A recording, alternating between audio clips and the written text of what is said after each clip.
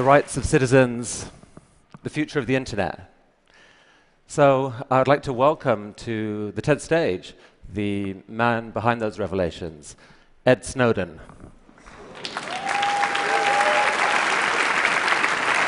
Ed is in a remote location somewhere in Russia, controlling this bot from his laptop, so he can see what the bot can see.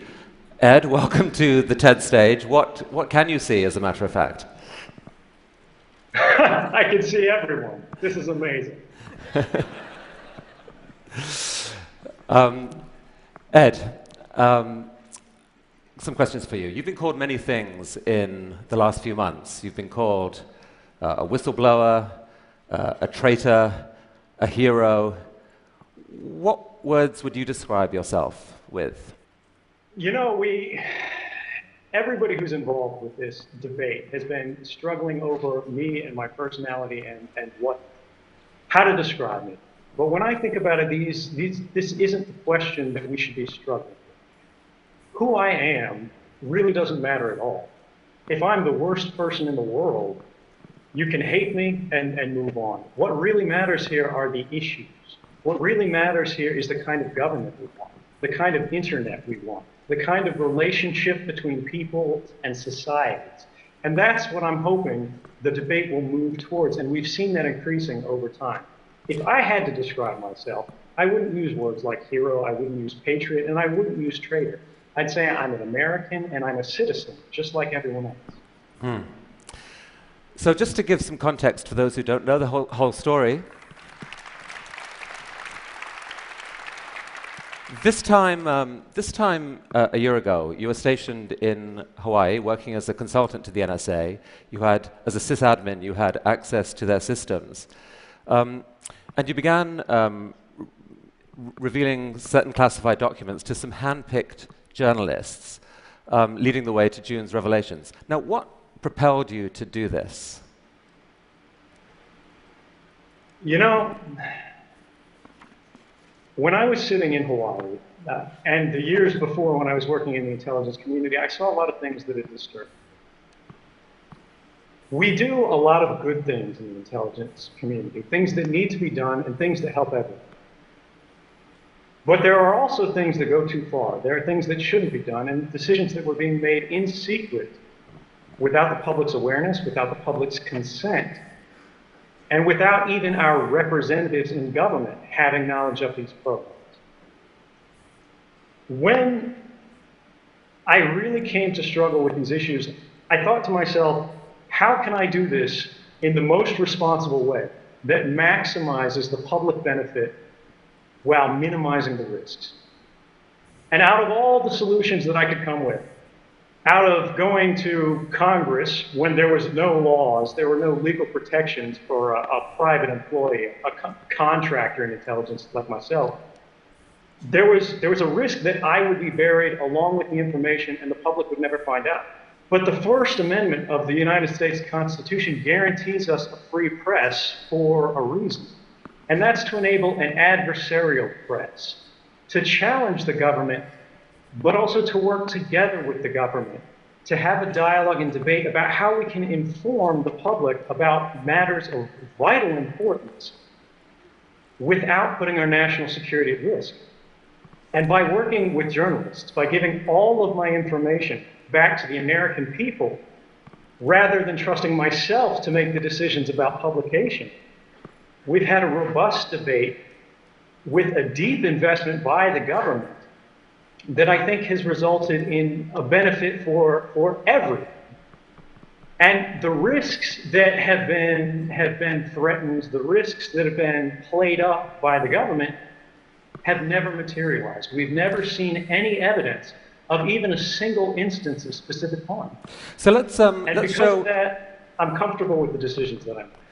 So let me show the audience a couple of examples of what you revealed. If you can have a slide up. And Ed, I don't know whether you can see, the slides are here. This is a slide of the PRISM program.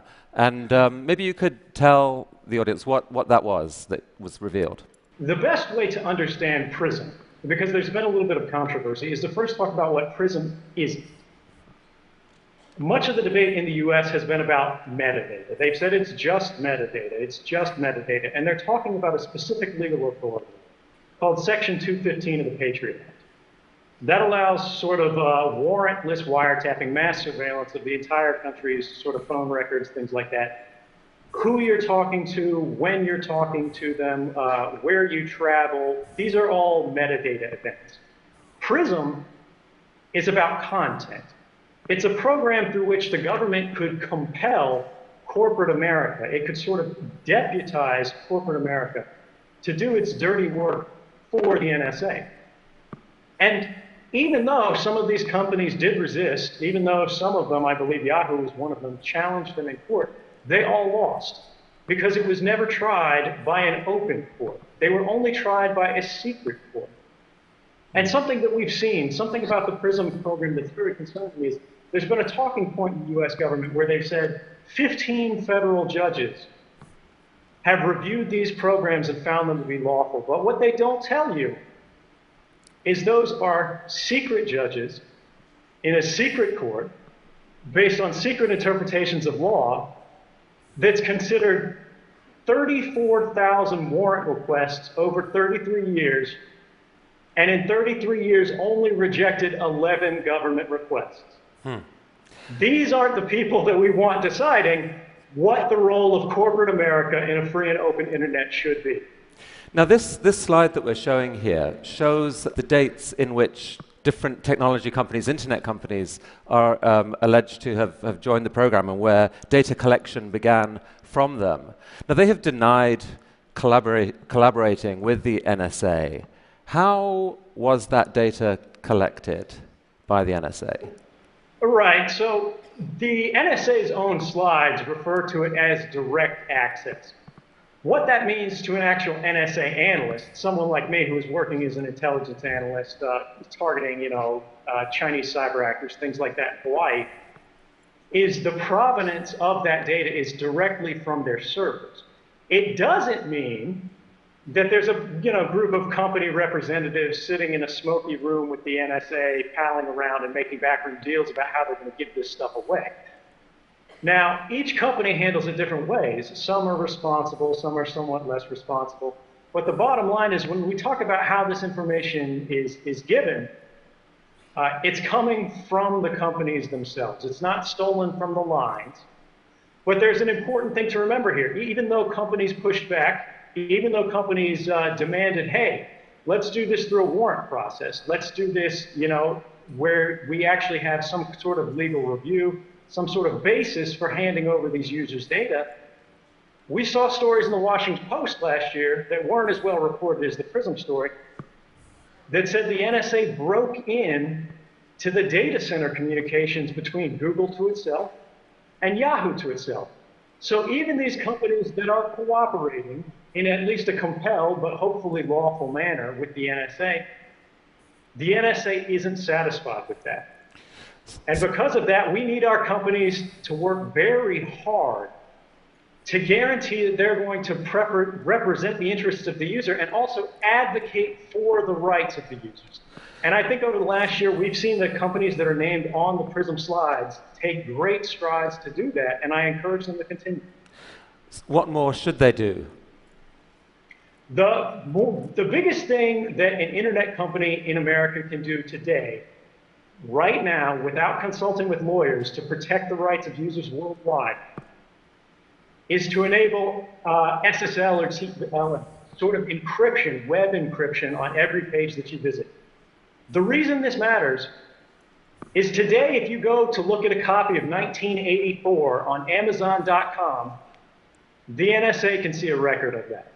The Russian intelligence service can see a record of that. The Chinese service can see a record of that. The French service, the German service, the services of Andorra, they can all see it because it's unencrypted. The world's library is Amazon.com. But not only do they not support encryption by default, you cannot choose to use encryption when browsing through books. This is something that we need to change, not just for Amazon. I don't mean to single them out, but they're a great example. All companies need to move to an encrypted browsing habit by default for all users who haven't taken any action or picked any special methods on their own. That'll increase the privacy and the rights that people enjoy worldwide. Ed, come with me to this part of the stage. I want to show you the next slide here. This is a program called Boundless Informant. What is that? So I've got to give credit to the NSA for using appropriate names on this. This is one of my favorite NSA cryptonyms. Boundless Informant is a program that the NSA hid from Congress. The NSA was previously asked by Congress, was there any ability that they had to even give a rough ballpark estimate of the amount of American communications that were being intercepted? They said no. They said we don't track those stats, and we can't track those stats. We can't tell you how many communications we're intercepting around the world, because to tell you that would be to invade your privacy. Now, I really appreciate that sentiment from them, but the reality when you look at this slide is not only do they have the capability already exists. It's already in place. The NSA has its own internal data format that tracks both ends of a communication. And if it says this communication came from America, they can tell Congress how many of those communications they have today, right now. And what Boundless Informant tells us is more communications are being intercepted in America about Americans than there are in Russia about Russians. I'm not sure that's what an intelligence agency should be aiming for. Ed, there was a story broken in the Washington Post, again from your data. The headline says, NSA broke privacy rules thousands of times per year. Tell us about that. We also heard in congressional testimony last year, it was an amazing thing for someone like me who came from the NSA and who's seen the actual internal documents, knows what's in them, to see officials testifying under oath that there have been no abuses, that there have been no violations of the NSA's rules, when we knew this story was coming. But what's especially interesting about this, about the fact that the NSA has violated their own rules, their own laws, thousands of times in a single year, including one event by itself, one event out of those 2,776, that affected more than 3,000 people. In another event, they intercepted all the calls in Washington, D.C. by accident.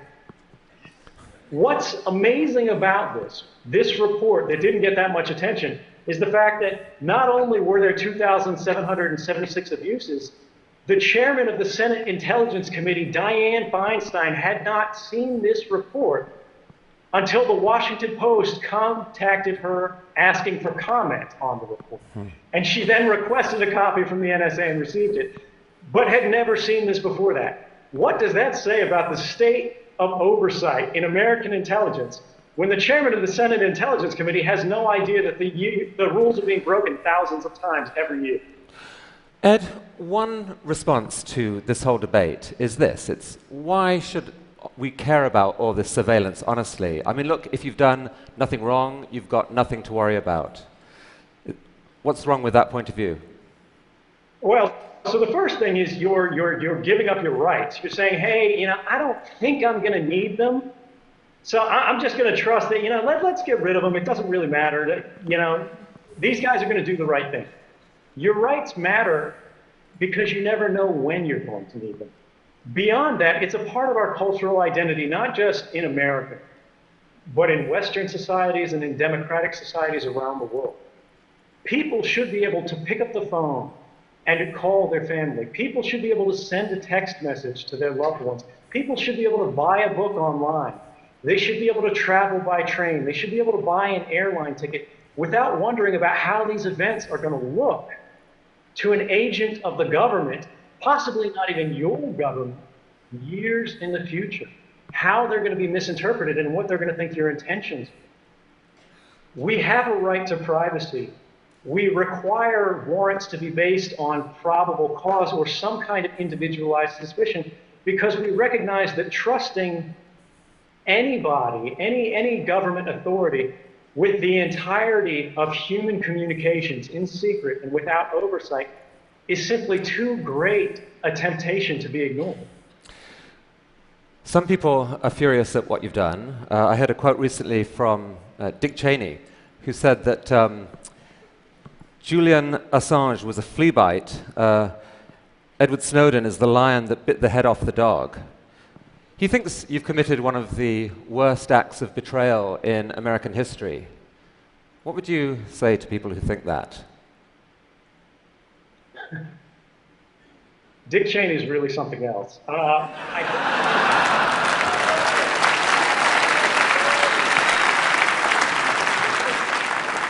Thank you. I think it's amazing because at the time, Julian Assange was doing some of his greatest work.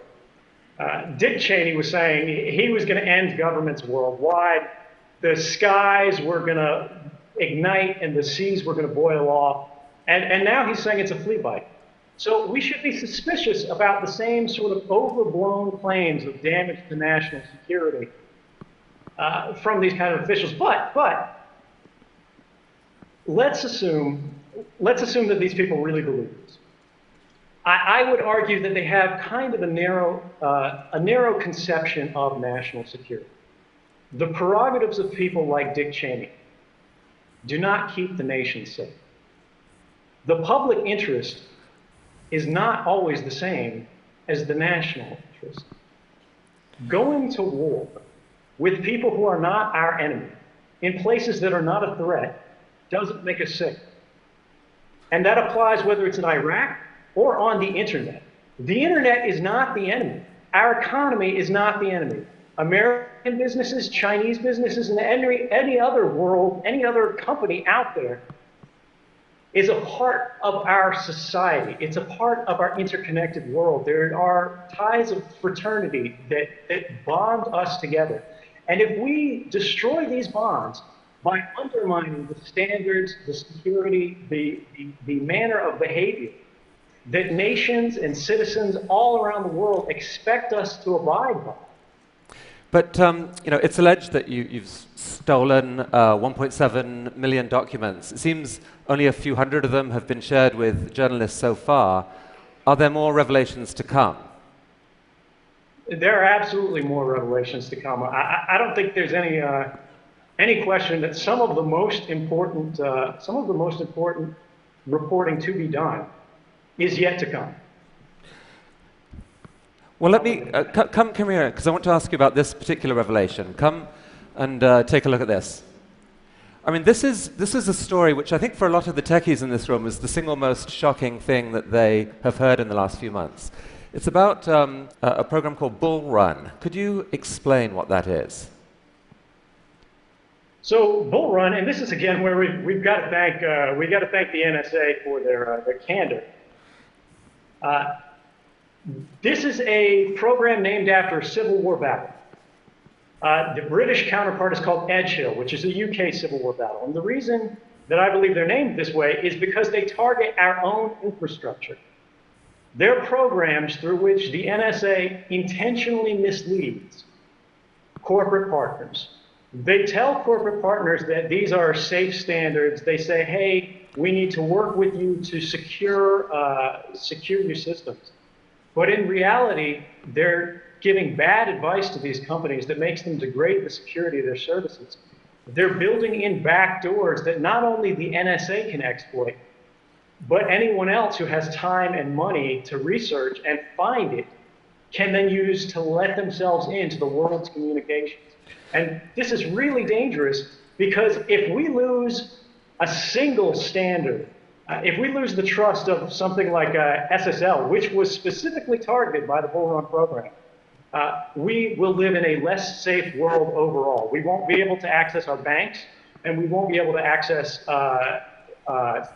commerce without worrying about people monitoring those communications and subverting them for their own. And do those same decisions also potentially open America up to cyber attack from other sources? Absolutely. One of the problems, one of sort of the dangerous legacies that we've seen in the post-9/11 era is that the NSA has traditionally worn two hats. They've been in charge of offensive operations, that is hacking, but they've also been in charge of defensive operations. And traditionally, they've always prioritized defense over offense, based on the principle that American secrets are simply worth more. If we hack a Chinese business and steal their secrets, if we hack a government office in Berlin and steal their secrets, that has less value to the American people than making sure that the Chinese can't get access to our secrets. So by reducing the security of our communications, they're not only putting the world at risk, they're putting America at risk in a fundamental way, because intellectual property is the basis, the foundation of our economy. And if we put that at risk through weak security, we're going to be paying for it for years. But they've made a calculation that it was worth doing this as part of America's defense against terrorism. Surely that makes it a price worth paying. Well, when you look at the results of these programs stopping terrorism, you'll see that that's unfounded. And you don't have to take my word for it, because we've had the first open court, the first federal court that's reviewed this outside of sort of the secrecy arrangement, called these programs Orwellian and likely unconstitutional. The Congress, who has access to be briefed on these things and now has the desire to be, has produced bills to reform it. And 2 independent White House panels who reviewed all of the classified evidence said these programs have never stopped a single terrorist attack that was imminent in the United States. So is it really terrorism that we're stopping? Do these programs have any value at all? I say no, and all 3 branches of the American government say no as well. I mean, do you think there's a deeper motivation for them than the war against terrorism? I'm sorry, I couldn't hear you. Say again? Sorry, do you think there's a deeper motivation for them other than the war against terrorism? Yeah, the bottom line is that terrorism has always been what we in the intelligence world would call a cover for action. Terrorism is something that provokes an emotional response that allows people to rationalize authorizing powers and programs that they wouldn't give otherwise. The Bull Run and Edge Hill type programs, the NSA asked for these authorities back in the 1990s. They asked the FBI to go to Congress and make the case. The FBI went to Congress and did make the case. But Congress and the American people said no. They said it's not worth the risk to our economy. They said it's worth too much damage to our society to justify the gains. But what we saw is in the post-9/11 era, they used secrecy and they used the justification of terrorism to start these programs in secret without asking Congress, without asking the American people. And it's that kind of government behind closed doors that we need to guard ourselves against, because it makes us less safe and it offers no value.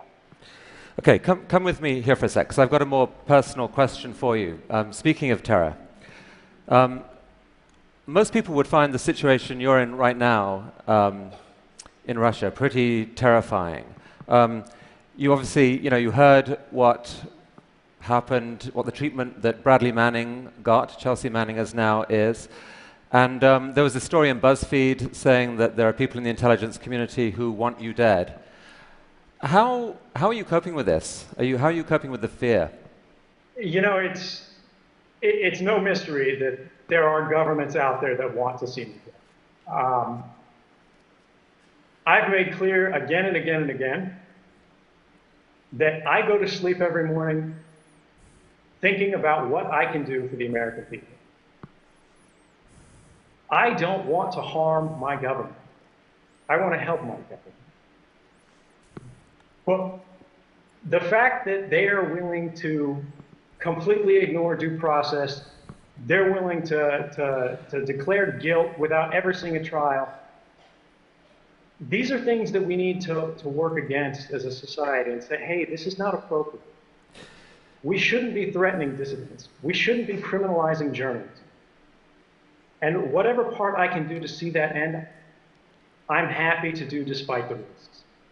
So I'd actually like to get some feedback from the audience here, because I know there's widely differing reactions to Edward Snowden. Suppose you had the following 2 choices, right? You could view what he did as fundamentally a reckless act that has endangered America, or you viewed it as fundamentally a heroic act that will work towards America and the world's long-term good. Those are the two choices I'll give you. I'm curious to see who's willing to vote with the first of those, that this was a reckless act. There are some hands going up, some hands going up. It's hard to put your hand up when the man is standing right here, but I see them. I can see you. And who goes with the second choice, the fundamentally heroic act? And I think it's true to say that there are a lot of people who didn't show a hand, and I think are still thinking this through. Because it seems to me, Ed, that the debate around you doesn't split along traditional political lines. It's not left to right. It's not really about pro-government, libertarian, or not just that. Part of it is almost a generational issue. You're part of a generation that grew up with the internet, and it seems as if you become offended at almost a visceral level when you see something done that you think will harm the internet. I mean, is there some truth to that? It is. You know, I think it's very true. This is not a left or right issue. You know, our basic freedoms, and when I say our, I don't just mean Americans, I mean people around the world. It's not a partisan issue. These are things that all people believe in. And it's up to all of us to protect them. And to people who have seen and enjoyed a free and open internet, it's up to us to preserve that liberty for the next generation to enjoy. And if we don't change things, if we don't stand up to make the changes we need to do to keep the internet safe, not just for us, but for everyone, we're going to lose that. And that would be a tremendous loss, not just for us, but for the world. Well, I have heard similar language recently from the founder of the World Wide Web, who I actually think is with us, Sir Tim Berners-Lee. Tim, would you like to come up and say, do we have a microphone for Tim? Tim, good to see you. Come up there. Which camp are you in, by the way? Traitor, hero? I have a theory on this. I've given much longer answers to that question, but hero, if I have to make the choice between the two. And Ed, I think you've read the proposal that Sir Tim's talked about a new Magna Carta to take back the internet. Is that something that makes sense?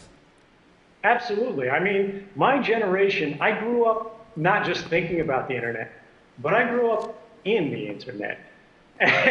And although I never expected to have the chance to defend it in such a direct and practical manner, and to sort of embody it in this unusual, almost avatar manner, I think there's something poetic about the fact that one of the sons of the internet has actually become close to the internet as a result of their political expression.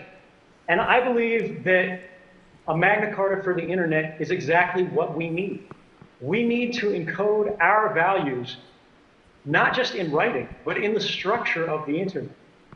And it's something that I invite everyone in the audience, not just here in Vancouver, but around the world, to join and participate in.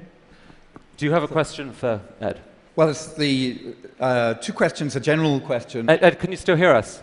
Yes, I can hear you. Yeah. Okay. Oh, he's back. Somebody, the wiretap on your line got interfered with it for a moment. It's a little bit of an NSA problem.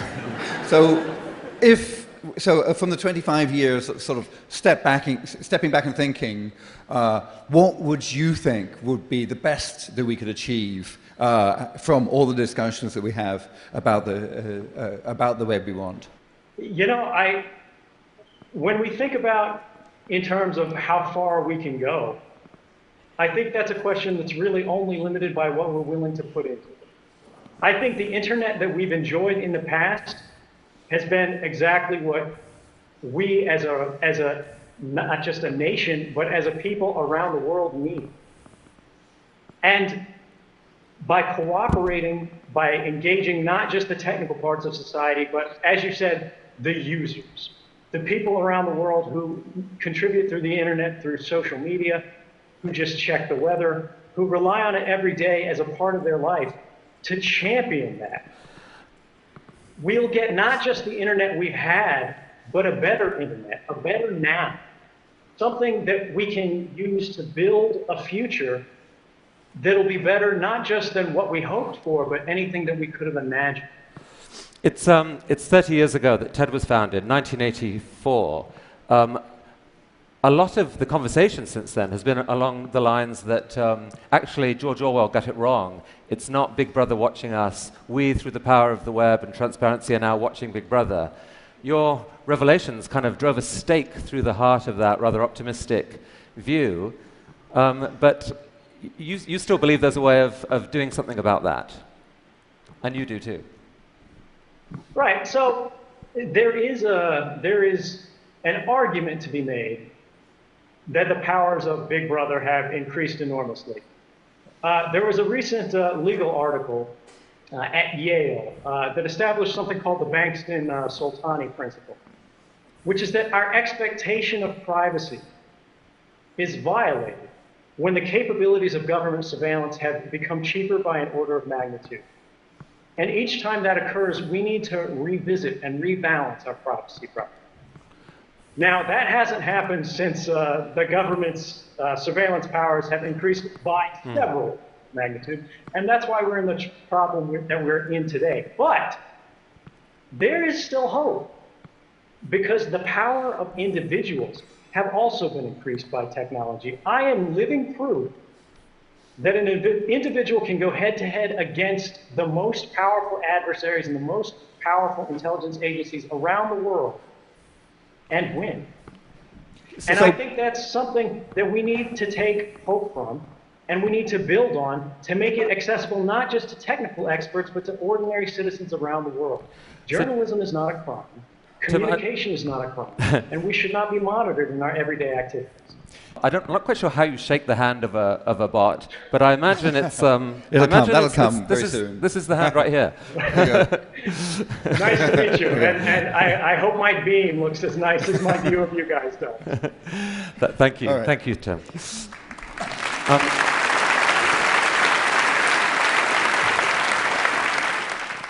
I mean, the New York Times recently called for an amnesty for you. Would you welcome the chance to come back to America? Absolutely. I mean, there's really no question. The principles that have been the foundation of this project have been the public interest and the principles that underlie the journalistic establishment in the United States and around the world. And I think if the press is now saying, we support this, this is something that needed to happen, that's a powerful argument, but it's not the final argument. And I think that's something that the public should decide. But at the same time, the government has hinted that they want some kind of deal, that they want me to sort of compromise the journalists with which I've been working to come back. And I want to make it very clear that I did not do this to be safe. I did this to do what was right. And I'm not going to stop my work in the public interest just to benefit myself. Well, in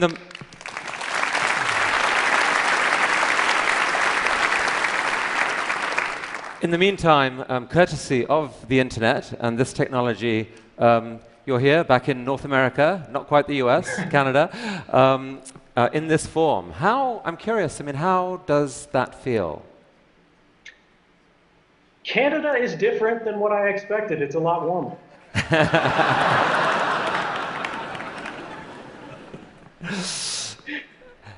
TED's mission is ideas worth spreading. If you could encapsulate it in a single idea, what is your idea worth spreading right now at this moment? I would say the last year has been a reminder that democracy may die behind closed doors, but we as individuals are born behind those same closed doors.